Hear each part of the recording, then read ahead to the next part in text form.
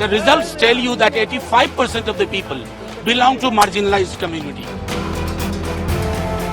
बिहार में कराई गई जातिगत जनगणना बीजेपी को कतई रास नहीं आ रही है। इस मामले को बीजेपी केंद्रीय स्तर पर ज्यादा भाव नहीं दे रही है। हालांकि बिहार के बीजेपी नेताओं ने इसकी खामियां जरूर बताई हैं। उनका कहना है कि इसमें वर्तमान सामाजिक और आर्थिक स्थितियां नहीं दिखाई गयी। 2024 के चुनाव में बीजेपी सवर्ण वोट के दम पर ही अपना प्रदर्शन दोहराने का प्लान बना रही थी। हालांकि 2019 के मुकाबले इस बार स्थितियां काफी बदल गई हैं। 40 लोकसभा सीटों वाले बिहार में एनडीए ने नीतीश कुमार और लोक जनशक्ति पार्टी को साथ लेकर 39 सीटों पर कब्जा कर लिया था। हालांकि अब ऐसा करने के लिए उसे छोटे दलों की जरूरत होगी। बीते दिनों आरजेडी सांसद मनोज झा ने राज्यसभा में एक कविता सुना दी। कविता का शीर्षक था ठाकुर का कुआं। इस कविता को लेकर तब बवाल हो गया जब आनंद मोहन के बेटे ने इसे जातीय रंग दे दिया। उन्होंने कहा कि यह कविता सुनाकर मनोज झा ने ठाकुरों का अपमान किया है। आरजेडी नेता आनंद मोहन के बेटे चेतन आनंद ने कहा था कि झा ब्राह्मण है, इसलिए ठाकुरों पर कविता पढ़ रहे हैं। मनोज झा के बचाव में लालू यादव भी आ गए। फिलहाल बीजेपी की बात करें तो इस तरह से सवर्ण वोट बैंक में फूट पड़ सकती है।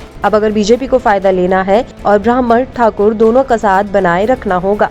जातिगत जनगणना को लेकर राज्य में बीजेपी इकाई के अध्यक्ष सम्राट चौधरी ने कहा, हम पहले आंकड़ों का विस्तार से विश्लेषण करेंगे, इसके बाद ही नीति को लेकर कोई बात कही जा सकती है। सूत्रों का कहना है कि इस मामले को लेकर राज्य के नेता केंद्रीय नेतृत्व के संपर्क में है। उसे उम्मीद है कि केंद्र की तरफ से ही रोहिणा कमीशन की सिफारिश पर कुछ एक्शन लिया जा सकता है, जिसमें जातिगत संख्या के आधार पर केंद्र की नौकरियों में ओबीसी और ईबीसी का कोटा निर्धारित करने की बात कही गई थी।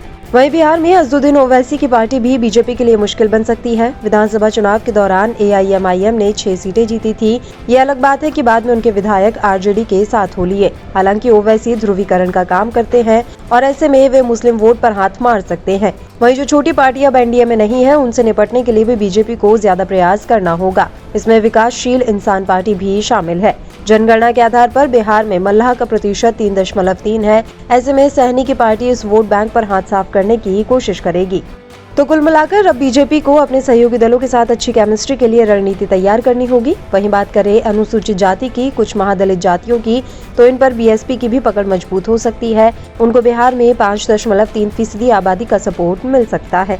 उधर राजनीतिक पंडितों का कहना है कि जातिगत जनगणना करवाकर आरजेडी और जेडीयू ने बड़ा गेम खेल दिया है। राज्य में हिंदू मुस्लिम की राजनीति को भी बड़ा झटका लग सकता है। बीजेपी की पकड़ ओबीसी वोटों पर मजबूत नहीं है। ऐसे में बीजेपी के लिए नई चुनौती खड़ी हो गई है। अगर विपक्ष जातिगत जनगणना को ही मुद्दा बना लेता है तो लोकसभा चुनाव में बीजेपी को नुकसान हो सकता है।